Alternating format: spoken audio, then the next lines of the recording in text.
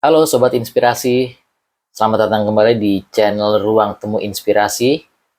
Masih bersama saya, Kenji Destiara. Senang sekali kita masuk ke episode kedua kali ini. Nah, ini kita mau membahas tentang hal yang eh, beredar di masyarakat belakangan ini, terutama di bulan Desember kala itu. Nah, teman-teman pasti melihat berita dan juga di media online maupun di media cetak. Nah, udah tahu belum apa itu beritanya? Nah, ini coba kita saksikan.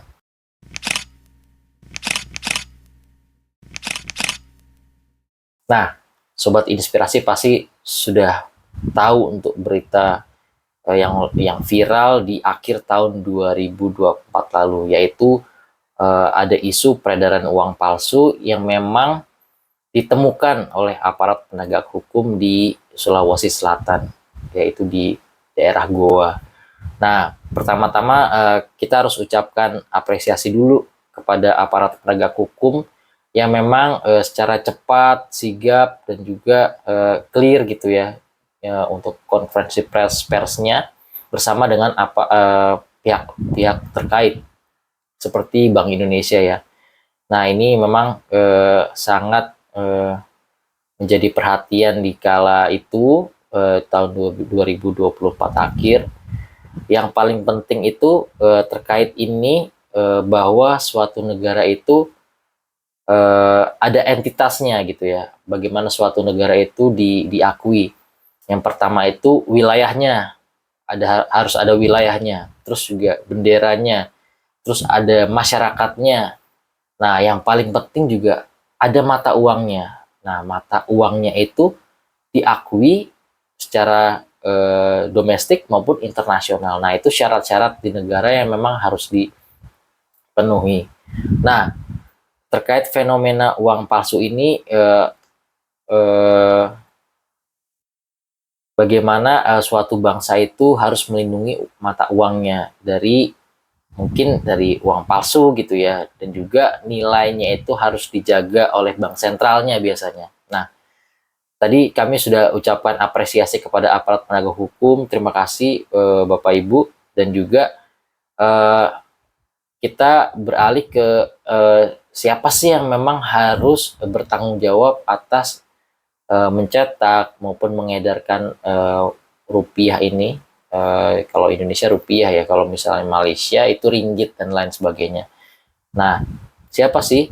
Nah, sesuai dengan undang-undang mata uang, lembaga yang memang memiliki kewenangan untuk mencetak dan mengedarkannya yaitu Bank Indonesia. Walaupun memang secara implementasi untuk pencetakannya sesuai dengan undang-undang juga diperbolehkan dan ditunjuklah peruri untuk pencetak uang tersebut. Nah, Bank Indonesia ada 6 tahap kalau nggak salah untuk uang rupiah itu diedarkan. Direncanakan dari perencanaannya dulu, desain, terus juga proses cetak, pembelian bahan uang, cetakannya di Pruri, dan sampai dengan distribusinya dan juga penghapusannya. Nah, nanti kita akan share di deskripsi untuk uang rupiah mana saja yang masih memang berlaku. Nah, itu nanti ada website Bank Indonesia untuk menjelaskannya. Nah, kita kembali ke tadi ya, uang palsu. Nah, bagaimana uang palsu ini beredar di Indonesia? Nah, ini biasanya kalau kita temukan di lapangan gitu ya, atau memang biasa kita transaksi, biasanya itu oknum-oknum itu masuk ke merchant-merchant retail seperti warung kelontong. Nah, itu biasa kita menemukan tuh uang palsu. Nah, kita juga biasanya di warung-warung tuh suka ditempel gitu ya uang palsu yang memang beredar. Nah, itu modusnya seperti itu. Nah, kenapa mereka tuh nggak masuk ke wholesale yang memang besar gitu ya? Karena memang teknologi di misalnya di perbankan atau memang di merchant retail lainnya yang seperti misalnya kita sebut minimarket gitu ya. Nah, itu sudah memang dari sisi SDM dan juga untuk teknologinya itu sudah memungkinkan untuk melihat uang rupiah asli maupun palsu. Nah, itu makanya oknum-oknum tersebut itu masuknya ke merchant-merchant retail seperti warung-warung kelontong. Nah, itu yang bahkan mikro gitu ya. Nah, itu menjadi modus operasi peredaran uang palsu. Nah, kalau dari sisi penegakan hukum sesuai dengan Undang-Undang Mata Uang Nomor 7 tahun 2011 pasal 36. Nah, itu disebutkan bahwa ancaman bagi yang mencetak dan mengedarkan uang palsu itu ada hukumannya. Minimal itu kurungan penjara 10 tahun dan pidana atau denda paling banyak minimal 10 miliar. Nah, itu jelas di undang-undang mata uang tersebut. Nah, teman-teman sobat inspirasi, dari sisi hukum seperti itu konsekuensinya. Nah, itu yang juga diproses saat ini gitu ya, untuk bagaimana produsen uang uang palsu tersebut ditindak gitu ya, dan juga yang mengedarkannya siapa gitu ya. Nah, itu prosesnya seperti itu di aparat penegak hukum. Lalu bagaimana kita sebagai masyarakat merespon itu gitu ya. Yang pertama, kita harus tahu ciri-ciri keaslian uang rupiah gitu ya. Nah, ciri-ciri uang rupiah itu ada tekniknya untuk mengetahui. Nah, waktu tahun 2024 sampai dengan tahun itu ya, 2006 mungkin ya. Nah, itu ada jinglenya tuh di TV gitu ya. Nah, itu sosialisasi Bank Indonesia dan aparat penegak hukum itu mensosialisasikan bagaimana uang rupiah atau ciri-ciri uang rupiah atau cikur bisa kita sebut. Nah, itu dengan metode 3D. Nah, ini coba saya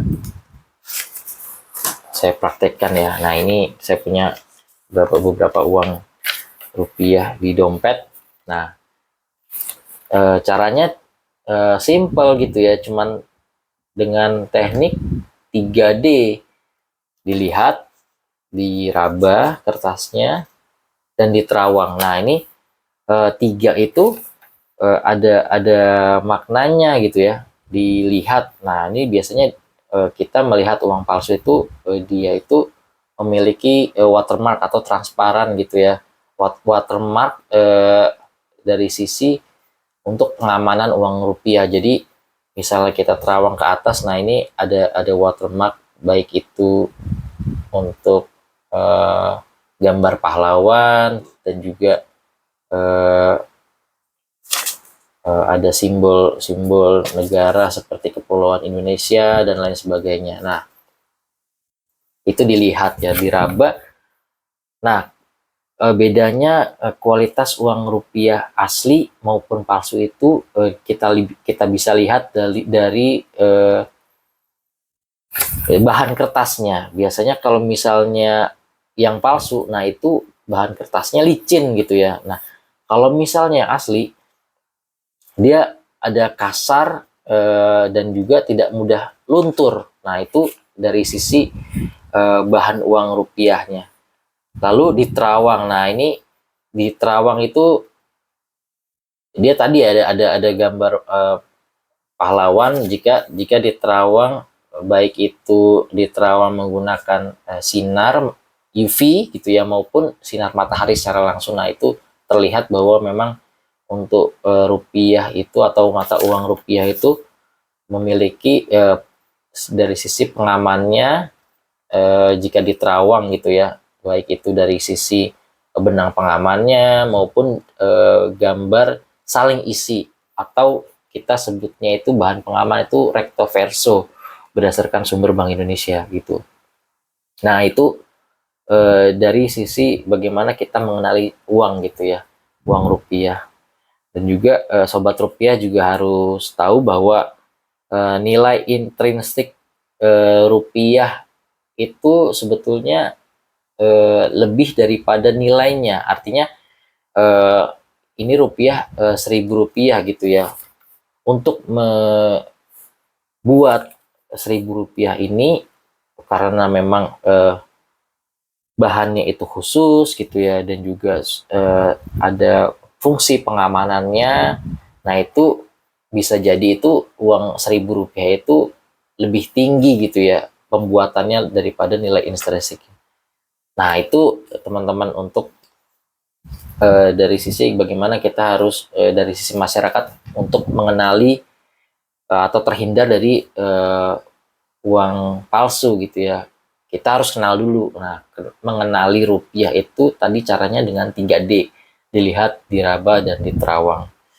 Nah, bagaimana selanjutnya bahwa kalau kita menemukan uang palsu di lapangan gitu ya, atau pada saat kita bertransaksi, kita tahu bahwa wah ternyata ini tuh uang palsu. Yang pertama, kita harus tadi ya mengenali uang rupiah itu dengan 3D tadi, dilihat, diraba, diterawang. Nah, kalau misalnya kita meragukan keaslian uang rupiah itu, di dalam Undang-Undang nomor 7 tadi di tahun 2011 tentang mata uang, apabila kita meragukan keaslian uang rupiah itu, kita diperbolehkan untuk menolaknya gitu ya, dengan mungkin caranya ya masing-masing gitu ya, dengan cara halus gitu ya, bahwa kita sebutkan atau kita jelaskan bahwa uang rupiah ini diragukan keasliannya. Nah, itu boleh kita menolak uang rupiah. Nah, yang kedua, bagaimana kalau kita terlanjur memiliki uang palsu tersebut? Nah, yang pertama, kita harus menghentikan peredarannya. Artinya, jangan malah membelanjakan uang rupiah palsu itu kemana gitu ya. Artinya mentransaksikannya. Artinya, kita keep di kita. Dan juga yang kedua, kita harus mengklarifikasi uang palsu tersebut ke institusi yang memang yang punya kewenangan. Yang pertama adalah Bank Indonesia gitu ya. Kita ke Bank Indonesia untuk mengklarifikasi apakah uang ini betul palsu atau asli gitu ya. Nah, itu jika diragukan. Dan yang ketiga, uang rupiah palsu gitu ya tidak bisa ditukar dengan uang asli. Artinya apabila kita mengklarifikasikan ke institusi terkait, nah itu mungkin nanti ada berita acara dan juga klarifikasi bagaimana kita memperolehnya dan lain sebagainya. Nah itu nanti akan diproses secara hukum atau memang kalau misalnya kita sebagai masyarakat yang menerima, nah itu kita menjelaskannya ke institusi terkait tersebut gitu ya. Nah itu 3 hal yang memang kita harus pahami, bagaimana uang palsu itu memang sangat meresahkan gitu ya, karena memang dari sisi masyarakat itu yang sangat dirugikan. Nah itu dari dampak bagaimana uang palsu itu beredar di masyarakat. Nah dari sisi ekonomi tadi kami jelaskan bahwa memang bagaimana uang palsu itu sangat meresahkan. Artinya kalau memang siapa yang paling dirugikan, tentunya masyarakat gitu ya. Dan yang kedua, negara itu sendiri, bahwa tingkat uang palsu itu menjadi barometer bank sentralnya dan juga representatif negara secara utuh gitu ya. Nah, bagaimana dengan rupiah kita gitu? Bagaimana peredaran uang palsu di Indonesia? Kira-kira gitu. Banyak pertanyaan seperti itu, bahwa berdasarkan pers rilisnya Bank Indonesia itu mereka ada hitungan rasio uang palsu, peredaran uang palsu. Caranya itu satu uang rupiah palsu itu dirasiokan 1 juta uang asli. Artinya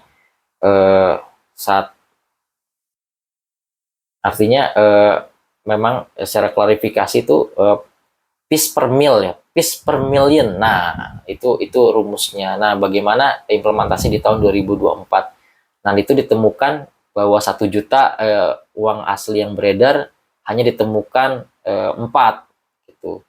Nah, itu artinya sangat rendah gitu ya. Kalau misalnya dibandingkan dengan tahun sebelumnya itu dari 5 ppm menjadi 4 ppm di tahun 2024. Nah, itu berdasarkan klarifikasinya Bank Indonesia di tahun 2024 terkait uang palsu ini.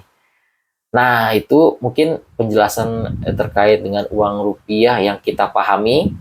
Mungkin teman-teman ada punya pengalaman lain, bisa komen di di YouTube channel ini atau di kanal media Ruang Temu Inspirasi. Nah, mungkin itu penjelasannya.